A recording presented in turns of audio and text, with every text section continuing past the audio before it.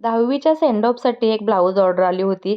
Actually मी गावी गेली होती, तर त्या थांबल्या होत्या आपल्याकडेच ब्लाऊज शिवायचं आहे म्हणून. तर हे आहे 38 छातीचा ब्लाऊज, प्रिन्सेस कट आहे. पाठीमागे डबल नेक आहे आणि त्याचं कटिंग थोडक्यात तुम्हाला सांगते आहे.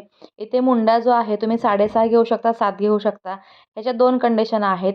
थोडासा दंड मोठा असेल तर 6.5 न घेता 7 इंच घ्या आणि रेग्युलर मेजरमेंट असेल तर 6.5 घेऊ शकता. दोन्ही मार्किंग करून दाखवलेले आहेत. याचे शोल्डर जे आहे ते 7.5 पावणे 8 घेतलेले आहे आणि मधला जो गळ्याचा रुंदीचा भाग आहे तो घेतलेला आहे इथे मी 4.5 इंच. कारण पुढचा याचा गळा आहे तो ब्रॉडमध्ये व्ही नेक हवा आहे. त्यासाठी इथे मी थोडासा रुंद घेतलेला आहे. शोल्डर पावणे 8 इंचाचे शोल्डर आहे आणि याचा मुंडा म्हणाल तर इथे बघा 2 मार्किंग तुम्हाला मी सगळ्यात अगोदर सांगितले त्याच पद्धतीने डबल मार्किंग दाखवलेलं आहे. एक 6.5 इंचावरती, एक 7 इंचावरती. त्यानंतर ह्याचा 9.5 इंचाचा चौथा भाग घेतलेला आहे आणि बाकीचं तर तुम्हाला कंबर आणि टक्स याचं माप माहीतच आहे.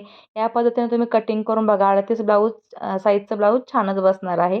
आणि त्यानंतर सॅटिनचा ब्लाऊज पीस होता मेन फॅब्रिक, कारण साडी वेगळी होती डिझायनरमध्ये आणि ऑल ओव्हर कलरमध्ये त्यांना सेम ब्लाऊज नको होता.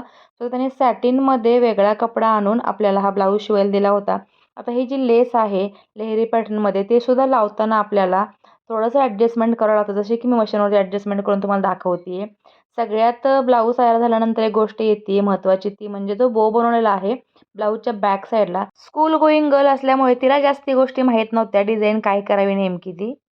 तर त्या बोवरती छोटंसं एक गोल्डन कलरचं लेसला मॅच करून बटन लावलेलं आहे. ते सुद्धा खूप सुंदर दिसत आहे आणि अशा पद्धतीने ब्लाऊज रेडी झालेला आहे. फक्त याचं हेमिंग बाकी आहे. ते केल्यानंतर लगेच क्लायंट घ्यायला येणार आहे, कारण अर्जंटचा ब्लाऊज होता.